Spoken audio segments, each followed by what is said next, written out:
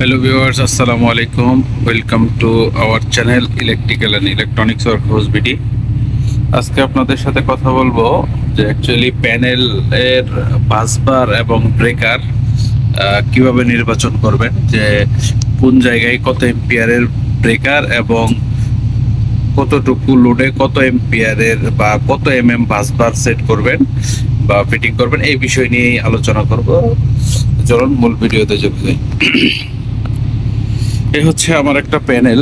আমি আসলে বোঝানোর স্বার্থে এই প্যানেলটা দেখাচ্ছি যে দেখেন, এখানে আমার বিভিন্ন সাইজের ব্রেকার আছে এবং ব্রেকারের সাথে যে লিঙ্ক বাসবার সেটাও বিভিন্ন সাইজের। এবং যদি একটু দেখাই যে ভিতরের দিকে যে মেন বাসবারটা আছে এটাও কিন্তু আমার এম্পিয়ার দিয়েই সেট করা আছে। ঠিক আছে, দেখেন আমি আরেকটু ভালো করে দেখাচ্ছি।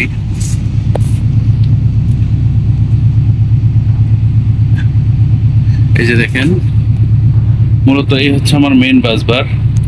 হ্যাঁ, এখানে হচ্ছে যে মেইন বাসবারটা আসলে আমরা কিসের রেসপেক্টে এখানে লাগাইছি। এখানে আমি যে বাসবারটা ইউজ করছি এই বাসবারটা হচ্ছে 100 mm, এদিকে হচ্ছে 100 mm এবং এটার পুরুত্ব হচ্ছে 10 mm। তার মানে এটার হচ্ছে 100 বাই হচ্ছে 10, তার মানে হচ্ছে 1000 mm স্কোয়ার। মানে এই বাসবারটা হচ্ছে 1000 mm স্কোয়ারের বাসবার। তো এই বাসবারটা দিয়ে কত এম্পিয়ার কারেন্ট ফ্লো করবে, সর্বোচ্চ কত এম্পিয়ার কারেন্ট ওই নিতে পারবে। তো আমরা সাধারণত ইন্ডাস্ট্রিতে যেটা ইউজ করি যে 1.2 mm থেকে 1.6 mm পর্যন্ত আমরা ইউজ করি, যে 1 mm স্কোয়ারে 1.2 এম্পিয়ার থেকে 1.6 এম্পিয়ার কারেন্ট ফ্লো করতে পারে। এটা যেখানে খুব বেশি লোডে থাকবে, সবসময় ম্যাক্সিমাম টাইম লোডে থাকবে, ওইসব জায়গায় 1.2, এবং যে জায়গায় দেখি যে একটু লোড পরিমাণ কম থাকে ওইখানে 1.6 এম্পিয়ার দিয়ে আমরা হিসাব করি। যেমন আমার এই প্যানেলটি 1600 এম্পিয়ারের একটা ইনকামিং আছে। এই যে এসিবি এটা হচ্ছে 1600 এম্পিয়ারের।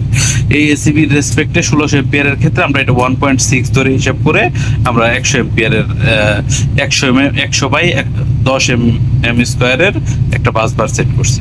তো এই হচ্ছে আসলে বাসবারের হিসাব। আশা করি এটা থেকে ভালো করে বুঝতে পারবেন যে দেখেন, আমরা 1 mm স্কোয়ার বাসবারে 1.6 mm, 1.2 থেকে 1.6 mm আমরা বাসবার লোড ইউজ করছি। এখানে দেখেন যে তাহলে কি হলো, কি দাঁড়াইলো সর্বশেষ। যেমন ধরেন আমার হইতেছে এই যে এই ব্রেকারটা, এটা হচ্ছে 630 এম্পিয়ারের একটা ব্রেকার। এখানে দেখেন যে বাসবারটা ইউজ করা হয়েছে, এই বাসবারটা হচ্ছে 30 mm, এদিকে 30 mm এন্ড এদিকে হচ্ছে 15 mm। তো এই হচ্ছে আসলে এই হিসাবটা, যে ধরেন এদিকে যদি 15 mm হয়, এদিকে যদি 30 mm হয়, তাহলে আমার কত হইলো, যে কত mm স্কোয়ার হইলো, 15 বাই 30, তাহলে 450 mm স্কোয়ার। তো এটা হচ্ছে আমার 630 এম্পিয়ারের একটা ব্রেকার। অ্যাপ্রক্স এটাও প্রায় 1.4 mm করে পড়ছে, মানে 1 mm স্কোয়ারে 1.4 এম্পিয়ার কারেন্ট ফ্লো করতে পারবে। তো এই যে যেমন ধরেন এটা হচ্ছে আমার এই যে 400 এম্পিয়ারের একটা ব্রেকার।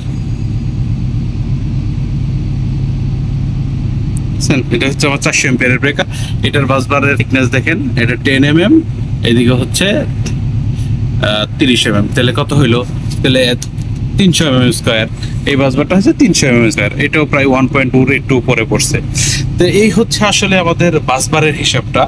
তো আরো ক্লিয়ারলি যদি আপনি বুঝেন যে বাসবার অ্যাকচুয়ালি আপনার যে লোড, যে মেইন যে লোড থাকবে ওই লোডের থেকে ওই লোডটাকে 1.2 থেকে 1.6 দিয়ে ভাগ দিয়ে দিন, যা হবে অত mm বাসবার লাগাইলেই হয়ে যাবে। হচ্ছে বাসবারের হিসাব। আর ব্রেকার সাধারণত হচ্ছে যে আপনার এম্পিয়ার হিসাব করে, যে ধরেন আপনার একটা সাইডে লোড আছে 100 এম্পিয়ার, তো সেখানে কত এম্পিয়ারের ব্রেকার লাগাবেন, সেখানে হচ্ছে 20। আমাদের স্ট্যান্ডার্ড সিস্টেম হচ্ছে 25 এক্সট্রা হিসাব করা হয়। সেখানে 1.25 দিয়ে গুণন দিয়ে দিবেন, যত এম্পিয়ার আপনার হিসাবে হবে তার চাইতে 1.25 দিয়ে গুণ দিবেন, যা হবে তাই। যদি 100 এম্পিয়ার হয় আপনার রেটেড কারেন্ট হয়, সেই ক্ষেত্রে 1.5, তার মানে হচ্ছে 1.25, সরি, সেক্ষেত্রে হচ্ছে 125 এম্পিয়ার, 125 এম্পিয়ারের ব্রেকার লাগাবেন। এই হচ্ছে ব্রেকার এবং ইয়ার হিসাব। দেখেন এই যে ছোট ব্রেকার গুলাতে দেখাই, দেখেন এখানে হইতেছে কেবল ইউজ করছে, যে এটা আসলে অনেক ছোট ব্রেকার। কেন এটা ব্রেকারের সাইজ হচ্ছে ভালো করে যদি আমি একটু দেখাই, দেখেন 25 এম্পিয়ার, ম্যাক্সিমাম 25 এম্পিয়ার। এখানে দেন কেবল ইউজ করছে হইতেছে 10 mm, তার মানে এটা পড়ছে হইতেছে 2.5 mm করে। এটা যেহেতু কেবল ইউজ করছে সেই ক্ষেত্রে তো আসলে অ্যাকচুয়ালি ব্রেকার এবং বাসবার এইভাবেই হিসাব করা হয় ইন্ডাস্ট্রিতে, বা বাসাবাড়িতেও এরকমই হিসাব করা হয়। বাসাবাড়িতে আসলে তো এত বড় ব্রেকার ইউজ করা হয় না। তো এই হচ্ছে আজকে আমার ভিডিও। এই ভিডিওটি যদি কারো ভালো লেগে থাকে, কারো উপকারে এসে থাকে, অবশ্যই আমার চ্যানেলটি সাবস্ক্রাইব করবেন। Thank you.